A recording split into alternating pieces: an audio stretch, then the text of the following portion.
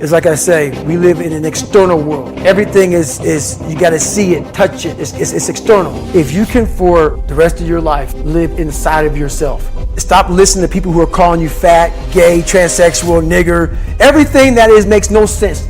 All these insecure people putting their insecurities on you, you got to flush it out. You got to just be whoever the hell God or whatever the hell you believe in. If you believe in nothing but yourself, I don't care what it is. You got to take everything and throw it away. You have to believe in one thing, and that is yourself. And I'm not saying don't believe in God or what you believe in, but right now, for you to find greatness in yourself, you're not going to find it by looking in a book or by even hearing me. I may give you the spark, but you've got to go inside yourself to find it.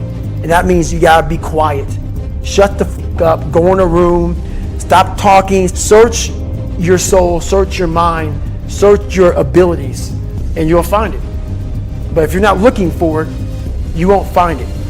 So you got to go start your journey. And the journey starts with you finding, why the hell am I here on this planet Earth? Why am I here? And if you don't know that, you will live the rest of your life searching, always asking the question, why? Even the hardest men, in times of suffering, what we do is we forget how hard we really are. Because that's what suffering is. Suffering is a test. That's all it is. Suffering is the true test of life. And so that cookie jar travels in my brain. So whenever I get put in a situation where I have poopy pants, the woe is me mentality of, oh my God, life sucks, I take a second, I take the 1 second decision. I step out of my life for 1 second, go in the cookie jar, pull up, oh, motherfucker, you went 3 hell weeks and finished 2. One of those hell weeks a guy died because it was so bad. Oh, you are a motherfucker. Badass. You are. I put it back in the cookie jar and I remember who I really am. I'm not the kid that was called nigga. I'm not the scared kid. This is who I am. It's a reminder of who you truly are at the core of yourself. But what I was saying to myself the whole time on that track, and this is what I say to myself. Self-talk and visualization are the 2 keys to my success. I believed for that last 19 miles, I was indestructible. Because I took myself in that chair, crapping up my back, peeing blood down my leg, shin splints, stress fractures. I use all that for motivation versus negativity.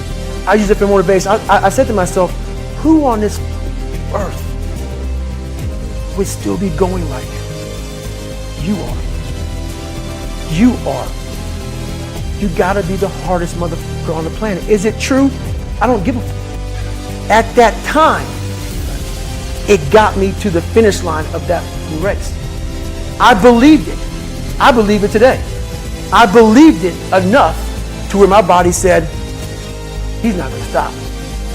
And I took all the negative things. I need to go to the hospital, this and that. And I used it all. Who the hell could even get out of that chair? You did. Who the hell would even think about taping stress fractures up? You did. All those things I use for motivation. Well, there's a couple things here. If the person is above you or below you in the chain of command. So if they're below you in the chain of command, you explain to them, you say, look, we don't need perfection. We're not going to have 100% solution. We don't have 100% of the information. That's a good enough solution. We need to move forward. Let's execute. And you know what? If things go wrong, don't worry about it. I'll take responsibility for it. I'm not going to blame you, which is what you're going to do anyways as a good leader. So that's what you're going to do if they're below you in the chain of command. If they're above you in the chain of command, guess what? Same thing. You're going to say the same thing like, hey, boss, we don't need perfection here. Look, boss, we're not going to get all the information we need. We're not going to get 100% solution. We got a 90% solution, and let's go for it. And if things do go wrong, you can blame me. I don't care. So boom, whether they're above you or below you in the chain of command, you might change your tact or your verbiage a little bit, but it's the same overall concept. You got to get them to understand that we don't need perfection. We need to move forward.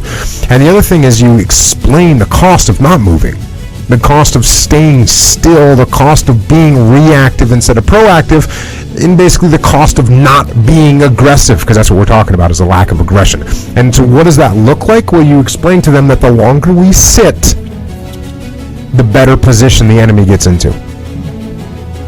The longer we wait, the less we know about what is actually happening. Think about that one.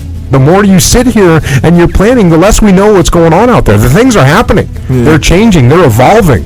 The enemy is maneuvering. There's developments on the battlefield or in the marketplace, and you don't even know because you're sitting in the planning space.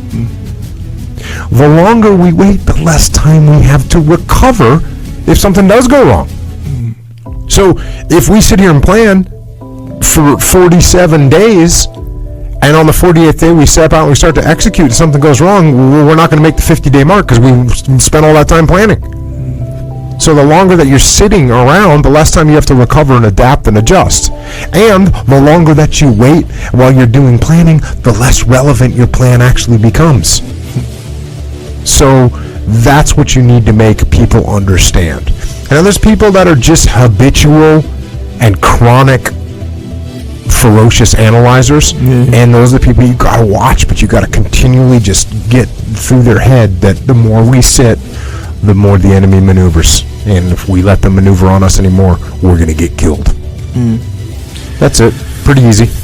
Well, it's not easy. It's a simple concept. It's hard to get people out of their own heads. Just like everything else, it's hard for the ferocious analyzer to recognize themselves as that. They think they're doing a good job. They think they're actually being thorough, and you're a wild man. You're a cowboy. Are you crazy? No, I'm not crazy. I remember one time, my first deployment to Iraq, they said, "Hey, John," this is after I'd been there for a while, and for some reason, they wanted to know the minimum requirements for us to go out on an operation. And I said, I just need a vicinity of the target and of radio frequency to talk to the local conventional units there. And they were like, well, don't you need air support? Don't you need this? And I was like, all these other things. I was like, no, we'll figure it out. Just send us. We'll go. And there was other things that we would do as we'd move to a target. We'd align things up, and we'd be good. But sometimes people wanted to plan out every last detail, and that doesn't work. The details are not going to stay the same. The things that you're planning on are going to change. So don't sit there and plan every last detail, because it's not going to help you. Things are not going to go perfect. Not going to happen. No such thing as flawless execution. Dave Burke just wrote an article that was on Business Insider. That's what it was. Like, flawless execution doesn't happen. He was a Top Gun senior instructor for 3 years. He knows about flying, and he knows how hard they worked towards flawless execution, but it didn't exist. The flawless execution was analyzing their mistakes, seeing what they can improve upon. That was the flawless execution for them. It wasn't the actual act of flawless execution. They had flawless debriefing, flawless analyzation of what they did wrong. But it wasn't going to be perfect ops, and there's no such thing. It doesn't happen. So if you're sitting planning that, trying to make that happen, it's not going to work for you. So don't do it.